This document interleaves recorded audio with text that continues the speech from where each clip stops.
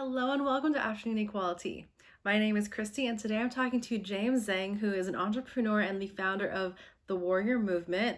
Um, I'm very excited to talk to him. He actually has created a network and just a community and organization of other entrepreneurs, but with a core value of diversity, equity, and inclusion. We're going to talk about that, his story, and I'm very excited. So let's get right into it.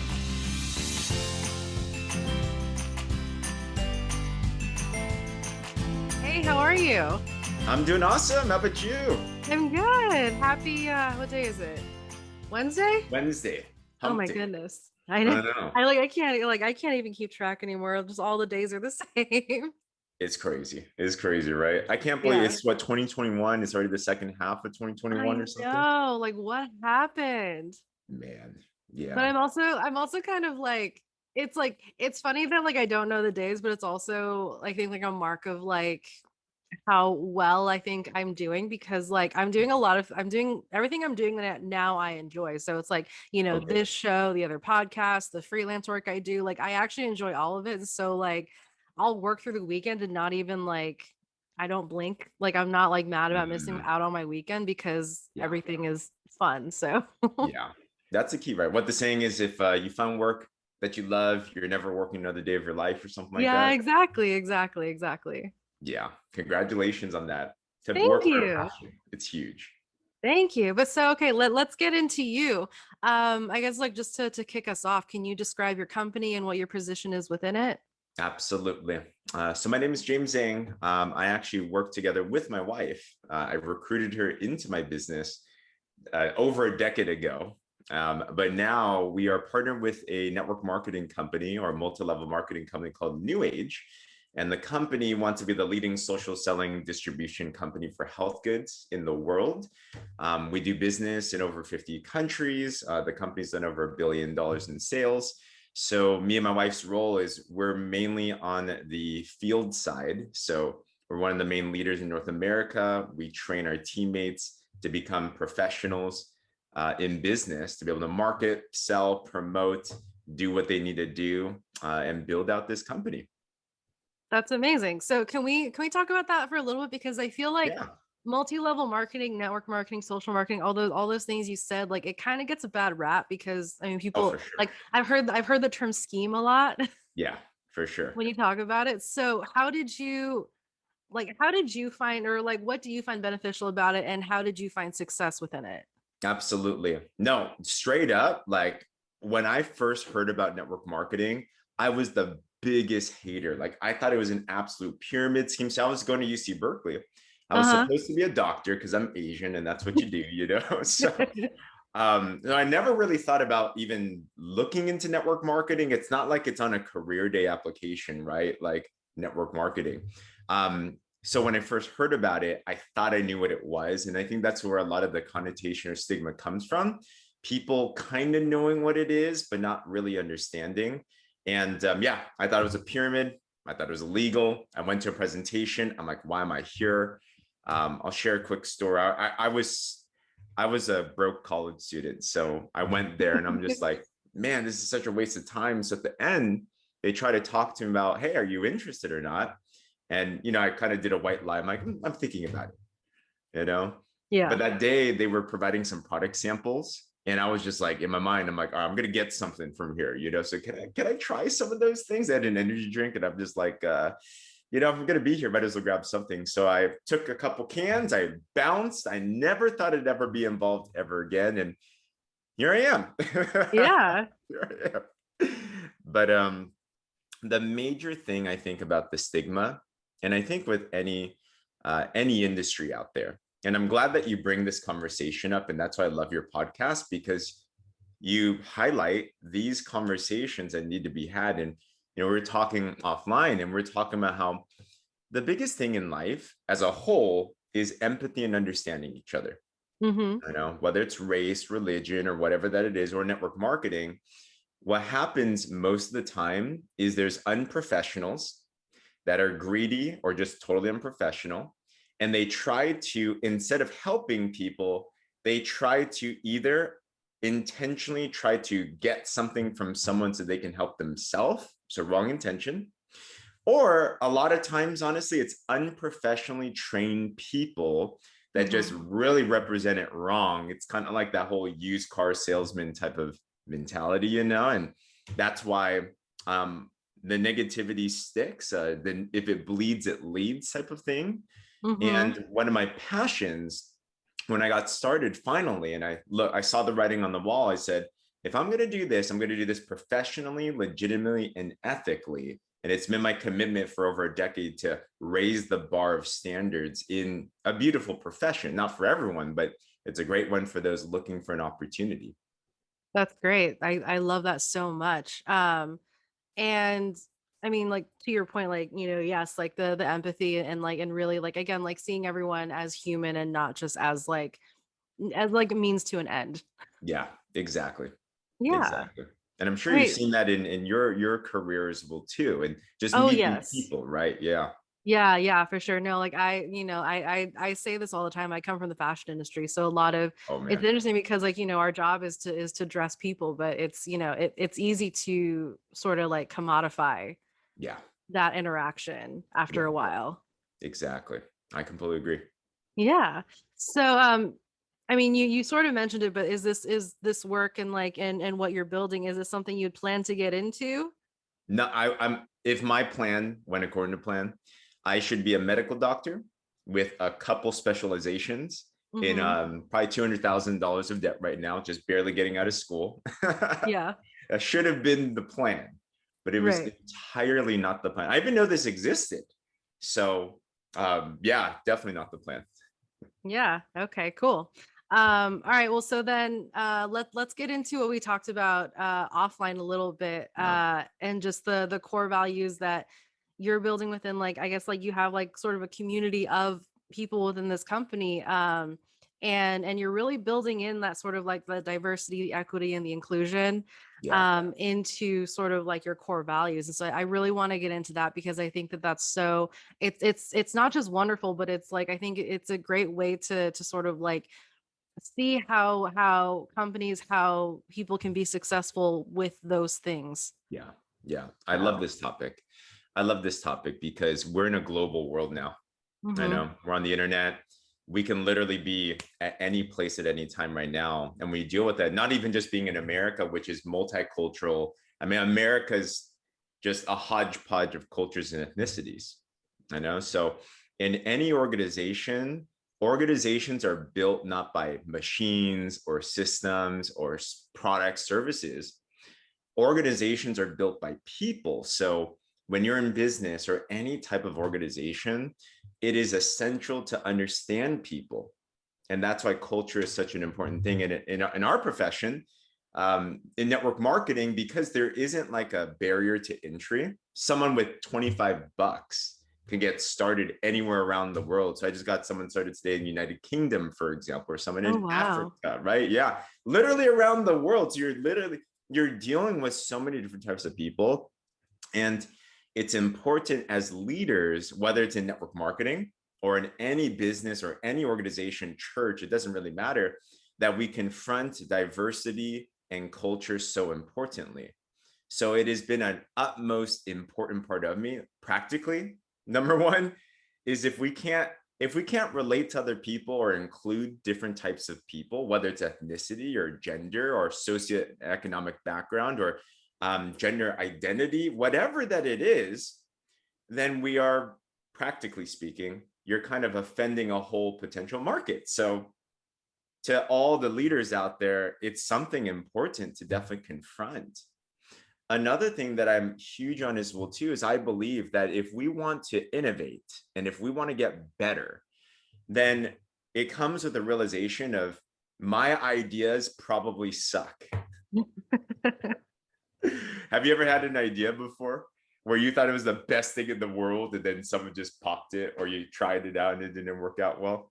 Oh, all the time. Like it's like every like I think anyone within a creative field knows this, and it's hard Mm, to admit sometimes, like just that yeah, idea that like not all your ideas are great. Yeah. because like as a creative person, like everything we go into it, like it it's very easy to do that, like hyper focus, and to be like this is gonna be the thing that does it. Yeah. Yeah, And exactly. then you kind of you build that expectation and that anticipation, and then you watch it all come crashing down. Dude, creative. I got mad props for anyone in the creative world because I've seen some of my friends in those types of room situations where the critics are there and Mhm. don't hold back at all. They literally rip your project to pieces, you know? So it takes a lot of self-confidence to Yeah. be able to do that. But that's where great ideas are born, right? Like when you take different perspectives and you start to realize it's not mine that's going to be the best, but if you can include all these different cultures and backgrounds of diversity and you welcome that, of course there's going to be a bunch of ideas that aren't going to stick, Hmm. but it should be a place where its best ideas work. Have you heard of a guy named Ray Dalio before by chance? I have not. Ooh, okay. He definitely look into Ray Dalio. He is actually one of the wealthiest people in the United States. He runs one of the top biggest hedge fund companies in the world. It's called Bridgewater Associates, and he has a book which is almost the Bible of organization building. It's called Principles. It's like literally as big as a Bible, you know? Hmm. And one of his hallmark cultural things, and everything that I do, I just steal from other smart people, you know? So, um, and one thing he was big on is it's the philosophy that it's the best idea should win. The best idea should win. And Hmm. when we allow other cultures to come to the table and just throw their ideas and create that open space to discuss like that, there's so much diversity, there's so much power in there. And it allows you to sharpen your ideas so you can help your business, your organization, your development, your clients, whatever it is you're looking to help so much better. So that's why I've definitely embraced that type of inclusivity and ideas into our culture. Yeah, well, and to that point, I mean, like, like as you start including other people, other cultures, all these different experiences, like like ideas are built from experiences. So when you look at it that way, everyone is bringing not just a different idea, but a different experience to the table. Yeah. And so like it's always amazing to see like I'm gonna go back into the creative, like into like fashion and stuff. Like when someone has an idea to cut something one way, it's because they know that like, well, I was walking down the street and this happened. Mm. Versus like me, who I've never worn something like that. So like, how would I know how it's supposed to feel or how it's supposed to fit? Yeah, exactly. Exactly. I And can I know totally. like that's putting a very micro lens on it, but That's true. It's true. It affects everything in our lives, every yeah, single industry. Yeah. But it's an important topic, because yeah, culture, especially now, and especially with what's happened in the world. I think during this pandemic, besides the lockdown, obviously a lot of these racial tensions have risen up, and they've always been there. But yeah. it's just that sometimes there needs to be a situation, unfortunately, that just kind of takes the headlines. And I think you brought this up, right? It's like it might pop up in the headlines and it's kind of died down off the headlines, whether it's Hmm. Black Lives Matters or most recently it's the anti-Asian stuff or whatever that it is. Just because not in the headlines, I love what you said, it doesn't mean that the problems still aren't there. Right. But it takes these types of conversations to be able to bring that. But those truly did highlight that as civilized or global or worldly we think we all are right now, culturally sensitive we truly aren't. And I believe it starts with leaders. And when I say a leader, that's anyone that's influence, anyone that wants to make an impact, anyone wants to deliver. It could be you on this podcast, it could be anyone listening to this. What's important is change starts with ourselves. One person I follow a lot in the leadership world, his name is John C. Maxwell. Oh, him I've heard of. Okay, awesome. He's incredible. He wrote his latest book. It's called Change Your World. I haven't read it. I Mhm. want to. I should.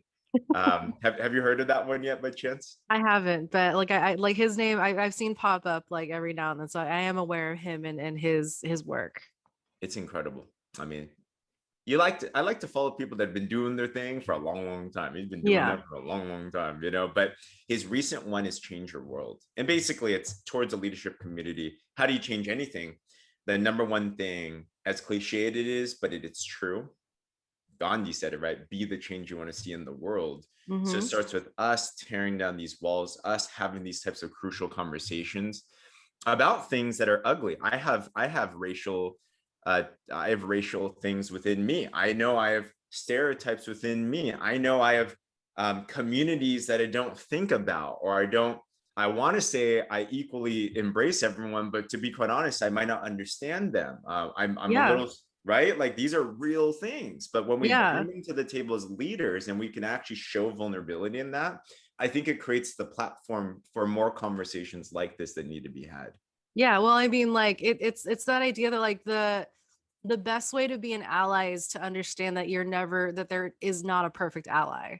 Mm, And to mhm. always be aware and open to the things that you know just within yourself that you might need to change or learn or whatever, like, and that is how to be a better ally, is to understand that like there are things that you still need to learn, That's true. That's very, very and true. to be aware that like you like it's impossible for every person to have every experience. Exactly. Yeah, Like that's not humanly possible, and so yeah. it's absolutely true. And I think Yeah. in the business world, for sure, like one passion that I have and why I choose to do business, I think we all are similar. We all want to do good in the world, right? We all want to help people. It doesn't just have to be a doctor, right? We all want Mm-hmm. to help people. Right. And especially in the business community. So I'm spiritual. I'm a person of faith, and a pastor that I follow, Pastor Rick Warren. He wrote a book called Purpose Driven Life, and it's one of the best selling books in the world. He said something very interesting. Is he said that the greatest ministry, when we say ministry, is just helping people, serving other people. The greatest ministry in the world is not going to come through a church organization. Mm-hmm. He said, and this is the pastor of one of the biggest churches in the world, right? So he said, the greatest ministry in the world is going to come through business. And I was just like, huh, that's Interesting. right. Yeah. I'm like, that's very fast. And why is that? Because business has influence. And as influencers, even though many people go into business and, there's different reasons for going to business, but one primary is they want freedom and, finances and a certain type of lifestyle. Um, Regardless, we become influential. And because we're influential, then it's important that we put this as a priority, because if we don't, no one else is going to. And we have the greatest potential to do good in the world. So it Mm-hmm. starts with us. I love that. I think that's so perfect.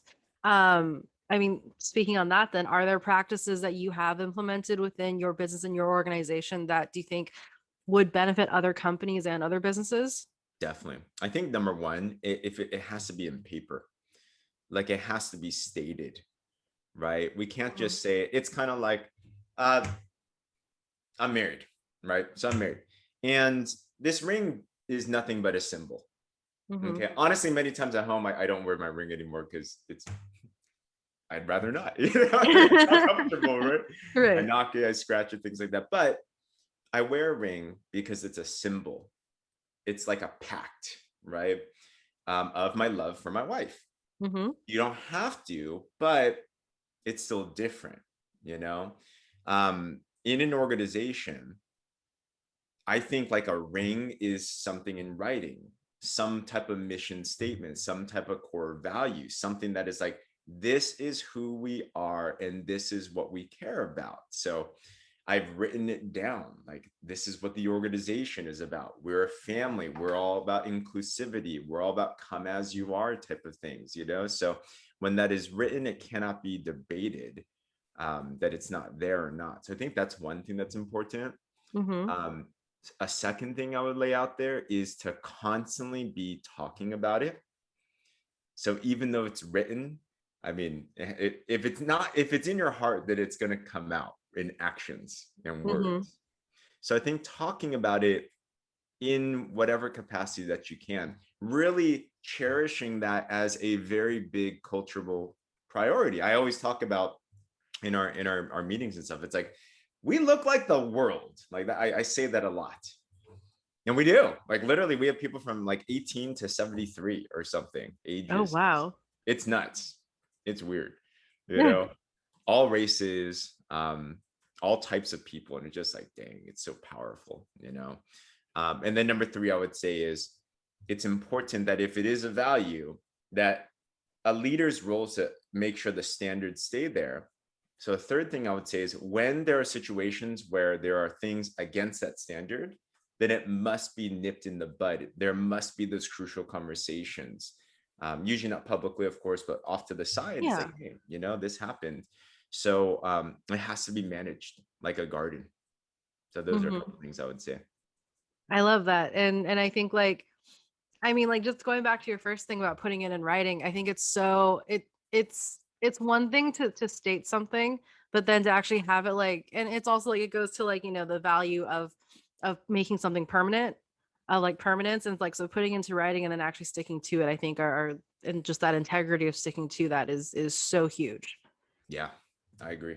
Yeah. And it takes, and honestly, like for something like corporate or for a business, like it takes it takes a lot of bravery to put something put something stated into writing and again like cement it and put that permanence to it. So Yeah, yeah, absolutely.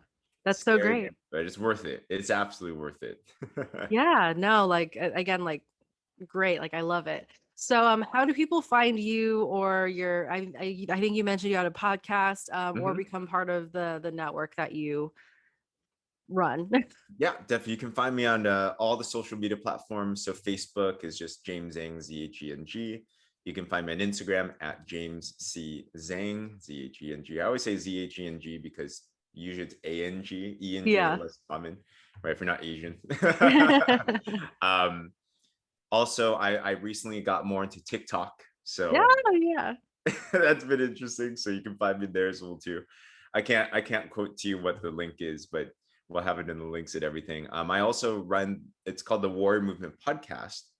So I call my team organization the Warrior Movement, Hmm. but also I run the podcast, which is more of a generic type of a podcast. So it's geared towards whether people are entrepreneurs or people that just want to be leaders in life. Hmm. It talks about topics on developing your body, your mind, and your spirit so you can be more effective in your business. Because I've realized that business isn't just about the numbers all the time. It's about you growing as a person, becoming a better leader, becoming better as a whole. So I talk about all different types of topics there. Hmm. We'll have this conversation on there as well too. That'll be awesome. Yes, I love Um, it. yes, and yeah, those are my main places right there. That's great. Well, thank you so much. This was an amazing conversation. I can't wait to see all everything grow and all the people that you I like and see your network grow and everything. So Thank you. Thank you for the opportunity. Thank you for being who you are. I really want to highlight this because it takes a lot to just go out on a with full faith to start a new project, especially with conversations and topics like what it is you're addressing. It's conversations that need to be had, but not many people are openly having. So really appreciate that. Really respect that. Congratulations on that. And thank anything you. I can do to help. Absolutely. Yeah, it was amazing. I'm so glad we got connected. Yeah, for sure. All Thank you. right. Thank you. Thank you so much to James for coming and talking with me. This was such a great conversation, and I'm so glad that we got to talk about the network marketing, the multi-level marketing, but also just how he himself is implementing these core values of diversity and inclusion within his organization. I love having these conversations, and I want to thank you all again for coming weekly to open your minds and your hearts to having these conversations because they are so important. So thank you, and I will have all his information available in the show notes and in the captions, so keep an eye out for that, and I can't wait to sit with you again next week. Cheers.